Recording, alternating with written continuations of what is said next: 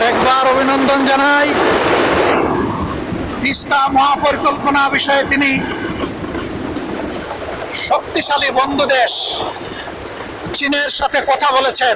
আমার বাড়ি মৌলভীবাজার, বিয়ে করেছে সিলেট জেলায়, 3টা জেলা আমার খাবার হয়েছে। এই সেতু বাস্তবায়ন হোক।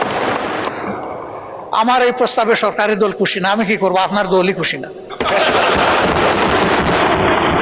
ওই তারা তো সেই রকম উষ্ণ অভিনন্দন জানালেন না।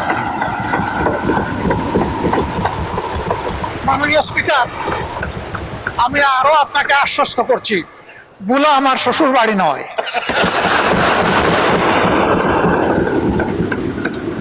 কিন্তু বুলা বাংলাদেশের অংশ। বাংলাদেশের প্রতি ইঞ্চি জায়গাকে আমি বিশ্বাস করি এই 350 বা 348 জন সংসদ সদস্য অন্তরে ধারণ করেন।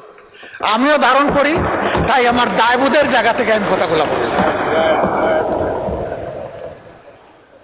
বুলার উন্নয়ন পুরা দক্ষিণ অঞ্চলের উন্নয়ন বয়ে আনুক, আমি দোয়া করি। আর আমি কথা বাড়াচ্ছি না, অনেক সময় নিয়ে নিছি। আপনি আনলিমিটেড দিয়েছিলেন, আসলে আমি আনলিমিটেড করে ফেলেছি। এই দিক থেকে আওয়াজ আসছে তিস্তা মহাপরিকল্পনা। আমি মাননীয় প্রধানমন্ত্রীকে অভিনন্দন জানাই আরেকবার। তার সফরের পরে অভিনন্দন জানিয়েছিলাম, আরেকবার অভিনন্দন জানাই। তিস্তা মহাপরিকল্পনা বিষয়ে তিনি শক্তিশালী বন্ধু দেশ চীনের সাথে কথা বলেছেন এবং পানি সম্পদ মন্ত্রী গতকাল তার বক্তব্যে আশ্বস্ত করেছেন যে ইনশাল্লাহ যে নামেই হোক কাজ শুরু হয়ে যাবে। আমরা নামের কাঙ্গাল নই, আমরা কামের কাঙ্গাল। কামটাই দেখতে চাই। নাম নিয়ে শেষ কথা বলে আমি বিদায় নেই। আমি সিলেটের মানুষ, চাকরি করেছি সুনামগঞ্জ, আমার বাড়ি মৌলভীবাজার, বিয়ে করেছি সিলেট জেলায়, 3টা জেলা আমার খাবার হয়েছে।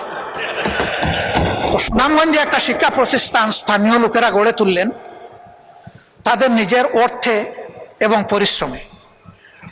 ভালো মানসম্মত একটা কলেজ, কিন্তু এমপিওভুক্ত হয় না। এটা 96-2001 সালের সরকারের সময়। কোন সরকার ছিল এটা বুঝতেই পারছেন।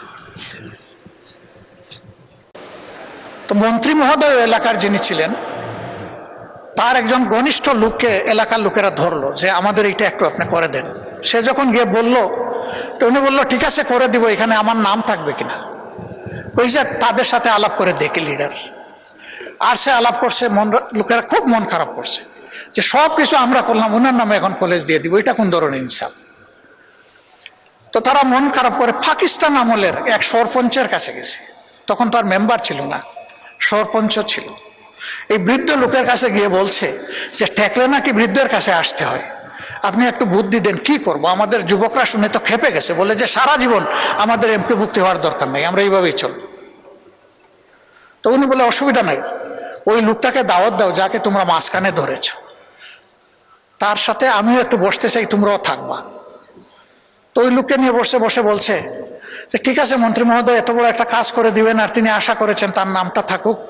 এরকম একটা সমন্বয় হতে পারে যে তারও নাম থাকবে, এলাকারও নাম থাকবে। তো যদি এটা তিনি মানেন তাহলে একটা সমাধানে আমরা যেতে পারি। সে খুশি হয়ে গেছে যে প্রস্তাবে তো অর্ধেক মিলল। সে গিয়া যখন মন্ত্রীকে বলছে, মন্ত্রী তার গাড়ে ঠাস করে একটা চপ পরে বসাই দিচ্ছে। সে তো অবাক হয়ে গেল যে ভালো একটা প্রস্তাব নিয়ে আসলাম, উনি আমারে চোট দিলেন কেন। বলে যে তোর বাবারা কি বলছে তুই কি খেয়াল করেছিস, এলাকার নাম পাগলা। এখন যদি এলাকার নামের আগে আমার নাম হয় তাইলে অমুক পাগলা, আর যদি পরে হয় তাইলে পাগলা অমুক।